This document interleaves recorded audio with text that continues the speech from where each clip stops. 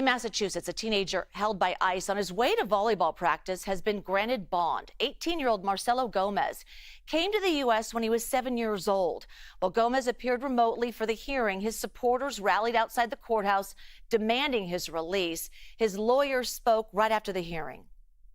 This is just really amazing and heartwarming, and I think it's important to remember, the folks that he was reporting that he was probably around like 60 other guys cycling in and out while he's been detained here.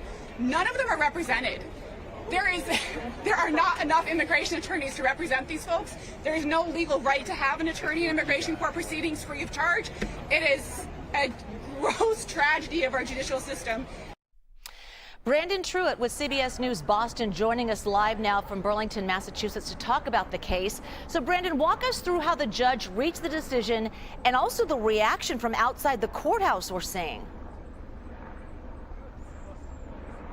Yeah, Juliet, so we're here at this ICE facility where he's been held since he was detained over the weekend. And it's our understanding, in talking with his attorney, that he could be let go from here at any moment at this point. We're actually just waiting on him to be joined by 2 congressmen from Massachusetts that are here.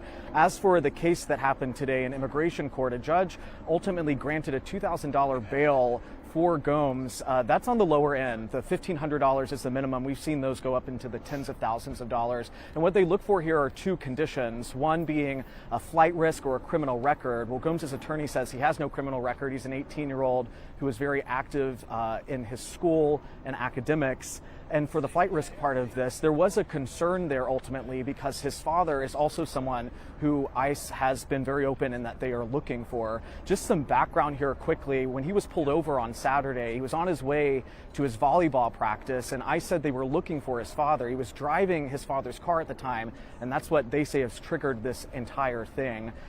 In the days after, we've seen support and rallies every day in his hometown of Milford. It's a suburb just west of Boston there.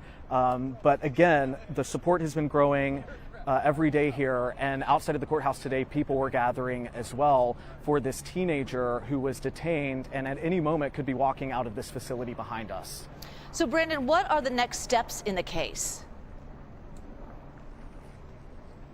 Yeah, so he was granted bail today, but it's certainly not over. The case against him is going to move forward. And I was talking to his attorneys about this, and immigration courts are so backlogged at the moment. It could take 1.5 to 2 years for this case to ultimately run its course. In that time, Gomes is going to have the ability to try to seek asylum, change his visa status. And it is important to note here, his attorneys say that he entered the country legally as a 7-year-old from Brazil with a student visa, but that visa lapsed. And so that's ultimately got us in the situation that we're in now. It's an interesting, complicated story here. We're hoping to hear from him in just a few minutes, Juliet. All right, Brandon Truitt, thank you so much.